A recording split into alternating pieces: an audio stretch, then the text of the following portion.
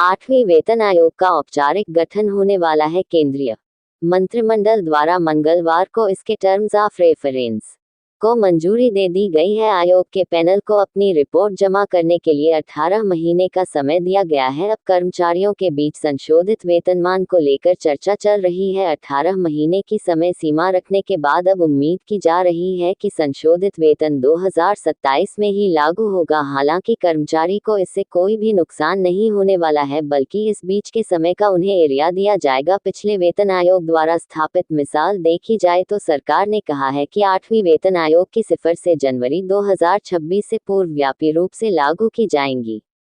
7वें वेतन आयोग में मिला था 6 महीने का बकाया भुगतान।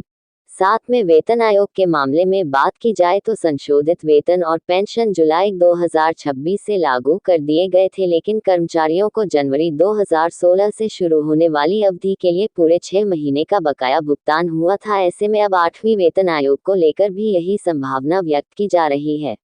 8वीं वेतन आयोग को लेकर आधिकारिक नोट जारी किया गया है। वेतन आयोग की सिफारिश को लेकर लागू होने वाले अंतराल की बात की गई है। 8वां वेतन आयोग जनवरी 2026 से लागू होने की संभावना। 8वें वेतन आयोग को लेकर एक आधिकारिक नोट में जानकारी दी गई है कि आमतौर पर वेतन आयोगी की सिफर से हर 10 साल के अंतराल पर लागू होती है। इस शेड्यूल को देखें तो 8वीं केंद्रीय वेतन आयोग की सिफारिशें 1 जनवरी 2026 से लागू हो जाएंगे। निश्चित रूप से यह आधिकारिक पुष्टि तो नहीं है कि बकाया भुगतान किया जाएगा, लेकिन सरकार ने स्पष्ट कहा है कि संशोधित वेतन को पूर्वव्यापी रूप से लागू करने की उम्मीद की जा रही है। अगर ऐसा होता है तो कर्मचारियों को सिफर से लेट लागू होने का कोई नुकसान नहीं होगा। पूर्व न्यायाधीश रंजना देसाई करेंगे 8वें वेतन आयोग की अध्यक्षता।